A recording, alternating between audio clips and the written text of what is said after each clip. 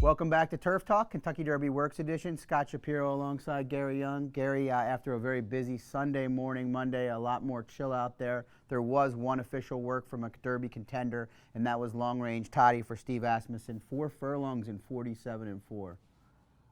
It's a testimony to two things. It's a testimony to how well the horse is doing, and it's a testimony to how bouncy this track is right now. For students of the game, they know that Steve likes to get his major work over 2 weeks out, and when he has his final work for the race, he generally just kind of goes a half and 50. And this horse this horse actually shaded 48 today for a 47-4. He looked good doing it. Now the question is he good enough? He beat Improbable once, as we all know, and then had a rough trip on the wet racetrack in the Arkansas Derby. It appears that we are going to have a dry track for Derby, knock on wood, so he'll get to run on that, the kind of track that he won the Rebel in. He looked good. He looked good. Any concern that he went probably faster than Steve wanted him, or is that just, like you said, him being good and the track being fast? I think it's just the combination of those two things. Steve was down there on the pony right below where we timed from, and he didn't seem upset about it at all. So he's a downtown horse. He comes from off the pace. He'll need some pace up front, and he'll need to fire a shot like or better than he had in the Rebel. Yeah, my concern, he had such a perfect trip in that Rebel. Great ride by veteran John Court. Will he be in that same spot, or will he be a little further back? I'm not sure he has the speed to be in that spot, but he did finish well that day. He did, yeah, and John's going to be, he'll be the oldest guy to ever compete in the Kentucky Derby as a rider. It's kind of a cool sidelight. Definitely.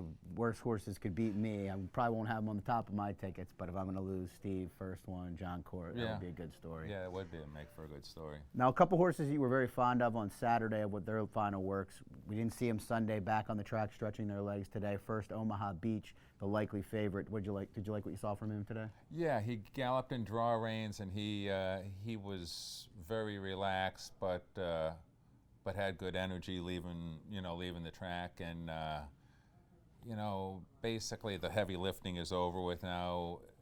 You just want to keep them where they're at, and his flesh looks good, his weight looks good, and I would expect him to continue galloping good into the Derby, and he will be your likely favorite. Yeah, absolutely. Obviously, a lot of people will be very happy to see Richard Mandella get that Derby win. Not that he needs that addition to his resume, but I know he wants it. I know he does too. But the day he won the 4 Breeders' Cups, pretty good day. That wasn't a bad day. Decent day at the office. The other horse that you were very high on after his work on Saturday will be a bigger price, and that's War of Will. Came back out on the track today. He jogged once around the wrong way. He was moving very freely, and I still consider him to be a very live long shot in the race. So we'll see what happens. But he was moving very nicely today. Good to hear. Yeah, you mentioned above 10-1. He's probably 18, 20, 20-something to 1 the way with 20 horses. But definitely getting some buzz. You weren't the only one that liked it, but you did seem extremely high on it afterwards. When you get a horse that works like that, that's going to be double-digit odds. That's what gamblers live for. Absolutely. The Baffert duo, other than Improbable, who worked yesterday, that got here on Saturday. Roadster, Game Winner. Game Winner came out earlier in the morning again, then Roadster during the normal Derby training session. Anything you noticed with them? They look fine. I saw Bob and his wife over across the way at the gap where they stand at, and Bob seemed very jovial and in a good mood like he normally is, and the horses were moving freely, and they are what they are. They're 2 of the definite top contenders in the game, and they're being trained by a guy that knows how to get the job done in the race. Yeah, it's interesting. It shows how great of a trainer he is, because he uses different tactics in the morning, even with these horses. Game Winner works 7 furlongs. He has Improbable doing different things. It's very intriguing to kind of follow what he does, knowing each horse individually. And he'll call an audible at the last minute. He's like Peyton Manning at the line of scrimmage. He has no problem. If he has a gut feeling to tell him to change something at the last minute, he just has no problem pulling the trigger on that. Gotta love it. All right, and then last thing, We haven't talked any Oaks really thus far. We got a little bit of time here to do so. Just anybody stick out? Bellafina, the obvious favorite, has not arrived yet. Had the poor start of her career at Churchill. I know a lot of gamblers like myself will probably look for someone to try to beat her. Has there been anyone that's caught your eye? Champagne anyone. Ian Wilkes' filly. Her and Steve Asmussen's filly that won the race at Oak Lawn. Lady Apple's the horse that I'm on from a handicapping perspective. They've both caught my eye here. I think Bellafina, obviously I've seen her all year in California.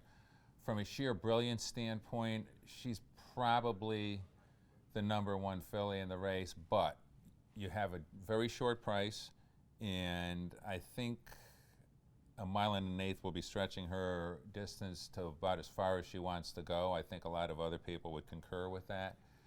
And, she's going to be she did run a bad race here, and she's going to be a short price. So, gun to your head and you had to pick the winner, you'd probably pick her. Sure. But from a gambling standpoint, you'd probably try to beat her. Yeah, it's interesting you mentioned Lady Apple and Champagne Anyone. Great to hear they're looking good because they should get the setup with the speed. There should be plenty of speed, motion, emotion. Serengeti Empress, Jaywalk, Out for a Spin, all horses that likely are to be sent from the gate.